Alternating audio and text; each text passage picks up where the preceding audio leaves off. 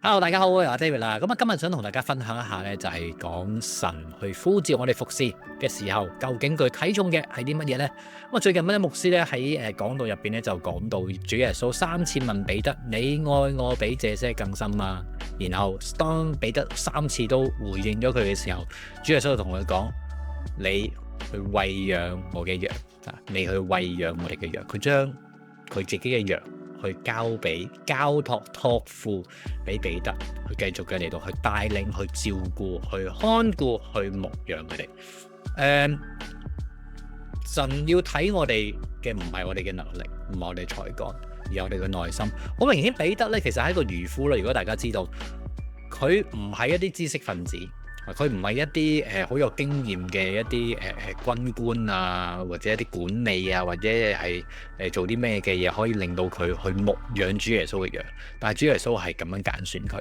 佢同保羅比嘅，如果你話咁，保羅一定係知識分子啦，彼得冇得比啊，完全冇得比啊。但係今日我哋以彼得作為一個榜樣嘅時候，我哋唔係以彼得嘅一啲嘅才幹知識做榜樣嘅。我相信我哋好多人睇起彼得嘅時候，都係諗起佢點樣去忠心為主去付出。當然佢有3次不認主嘅時候啦，但係你見到彼得喺整個跟隨耶穌嘅過程入邊，佢係被耶穌慢慢去改變，慢慢去裝備，慢慢去轉化佢。因為佢嗰個心態一路都係正確，縱然佢有犯錯，但係佢心態係正確，佢係一心一意想為到佢眼前嘅呢一位老師夫子，到後嚟佢終於明白呢一位係救世者耶穌基督嘅時候，佢從來佢嘅心態都係冇變過，從來心態都冇變過。上帝今日要睇嘅都係我哋嘅心態，上帝今日要睇嘅都係我哋嗰個嘅忠心，對於上帝嗰個嘅關係究竟係有幾好呢？喺聖經入邊嘅哥林多前書第4章第2節啦，佢就話：所求於管家的是要他有忠心。是要他有忠心。聖經呢度講到好清楚，講到係要我哋有忠心，唔係我哋頭腦有幾勁，唔係話我哋要8級鋼琴先至可以做司琴，唔係我哋要唱歌唱到好似Celine Dion 咁樣先至可以去帶領敬拜。講緊嘅唔係呢一啲，講緊唔係呢啲。當然你話技術上重唔重要？重要，當然重要，好有幫助添，好多時候好有幫助，但係唔係唯一，亦都唔係最重要嗰樣嘢。當你相信呢一個神係創天造地嘅神嘅時候，難道呢一個神唔能夠將你完全冇能力嘅狀態變成你滿有能力咩？呢個神係創造我哋，呢個神係創造世界嘅神，難道佢唔能夠將少少8級鋼琴嘅能力一下之間賜俾你咩？主要佢願意嘅話。當然可以，當然可以。不過我想講嘅係由我自己經驗入邊去睇咧，神要同我哋一齊去喺服侍入邊去同行，神要我哋同佢一齊喺服侍入邊去經歷佢。我覺得呢一個先至係服侍嘅關鍵。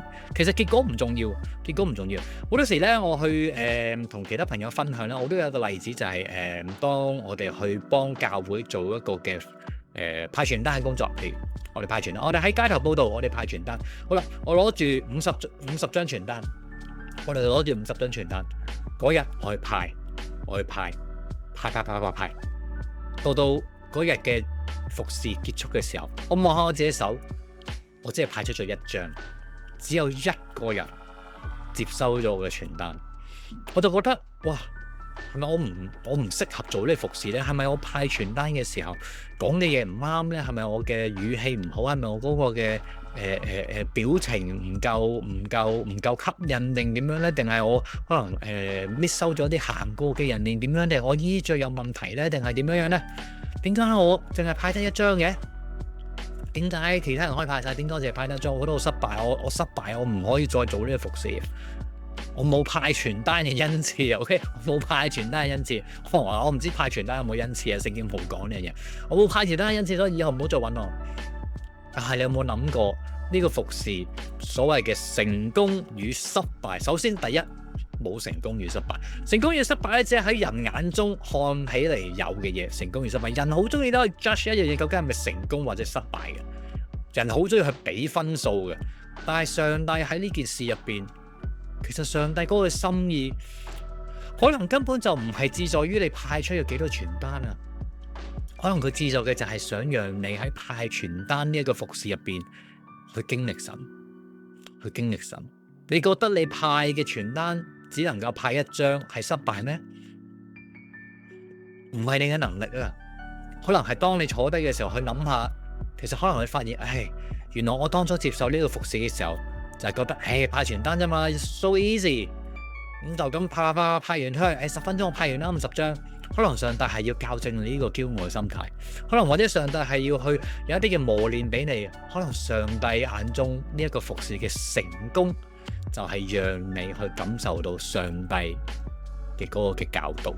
所以咧，我哋好多時去睇嘅嘢嘅時候咧，用我哋眼光同神嗰個眼光真係好唔同。我唔夠膽講話呢一個係神嘅眼光，我亦都唔想講話係我好明白神嘅眼光，我有神嘅眼光，當然唔係咁，即係呢個係我自己喺咁多年服侍神嘅嗰個嘅經驗，所以想同大家去分享啊。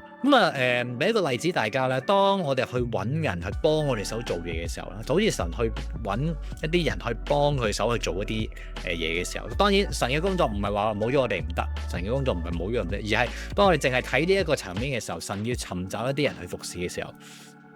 譬如話我哋去旅行，我哋屋企有一隻狗仔，咁呢隻狗仔咧唔能夠帶佢去出外啦，因為我哋要去一啲好遠嘅地方，或者係根據各種嘅因素啦，我哋唔能夠帶佢去上飛機或者點樣，咁你要將隻狗仔咧交俾一啲嘅人去照顧。好啦，咁我哋有幾個 option 嘅去揀，咁第一個 option 咧就係一個超有愛心嘅人。呢個咧只係一個普通人，超有愛心嘅，不過對於動物啦，對於小朋友啦，對於所有嘅人啦，都好有愛心啦，好有責任感啦。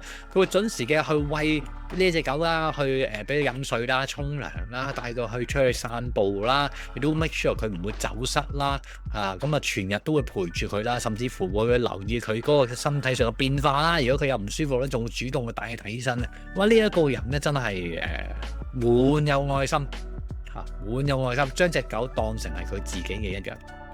好啦 ，Option two 咧係一個動物心理學博士。OK， 我唔知道咧動物心理學有冇呢樣嘢，我諗有啩，我唔知啊。但係你 get 到個 idea 就係一個好了解動物嗰個嘅情緒，好了解動物嘅言行舉止冇言啦嚇，行為舉止啦。佢即係咧，就正如俗語所講，解條尾你都知道隻狗想做咩㗎啦，係一個咁樣嘅博士級嘅人物。好啦，我唔知咧，你會揀邊個 option 啊？究竟會揀 option A 定 option B 先？但係咧，如果你問我咧，其實我就會揀 option A。當然咧，我揀 option B 唔係有問題啊。option B 可能都係一個好有愛心嘅人啊，當然絕對冇問題。但係淨係單靠表面比較呢兩個嘅素質嘅時候咧。我哋唔睇全人先，我哋淨係單靠呢睇兩個素質嘅時候，我會偏向去揀 option A 嘅，因為我知道 option A 呢一啲嘅素質會讓我對呢個人有絕對嘅信任，我會信任佢去做呢件事最好。而對於 option B 嘅時候，重新講一次，我唔係去睇個全人啦，先唔睇個全人，淨係睇到呢個學歷條件咧。學歷條件唔能夠話俾我知呢一個人對動物有冇愛心㗎喎。學歷條件唔能夠話俾佢知佢對呢一個動物有冇責任感喎，佢只係話俾佢知佢好了解動物從生物上嘅角度，佢好了解動物究竟係咩一回事，佢好了解動物究竟咩一回事。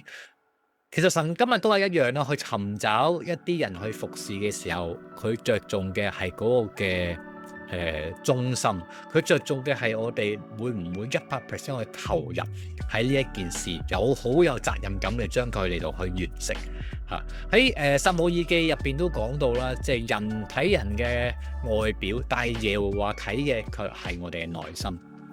耶和華睇嘅卻係我哋嘅內心。一個人佢無論佢嗰個嘅才幹係點樣都好，才幹嘅嘢神可以賜俾我哋。恩賜嘅神可以叮一聲就賜俾我哋，但係心態呢個係我哋自己 develop 嘅時候，呢樣嘢先係最重要，呢一樣嘢先係最重要。所以今日咧，我哋去服侍嘅時候，好多時都會睇到喺教會入邊不如你揾嗰班人啦，嗰班人好犀利啊，嗰班人咧有好多嘅裝備啊，成日你揾佢啦，揾我，你等我上多啲堂先啦，你等我睇多啲聖經先啦。今日讓我哋都要嚟改變一樣嘢，就係神要去揾我哋服侍嘅時候，讓我哋問自己嘅唔係問我哋究竟認識聖經有幾多，而係先問一個問題。第一個先要問嘅問題係，究竟我哋對神有幾忠心呢？究竟我哋對神有幾大嘅愛心？究竟我哋對神有幾大嘅熱心去服侍佢呢？當你問咗呢個問題嘅時候，你覺得你自己係有熱心、有嗰個嘅負擔去服侍嘅時候，先至嚟問第二個問題。第二個問題唔係問自己讀咗幾多聖經，第二個問題係要問神。神喺今日我對你認識仲未足夠，請問你可唔可以幫助我？請問你可唔可以幫助我更盡心嘅嚟到認識你？我願意服侍你，請你幫助我，賜我一啲我而家冇嘅嘢，可以去服侍上面更好嘅去到發揮。我覺得呢一個先至係最被神去看重，最被神去認為服侍核心價值嘅一樣嘢，忠心、責任心、對神嘅熱心。希望今日嘅少少分享能夠去激勵到大家喺服侍上面繼續去為神去奔跑，為神出力。拜拜。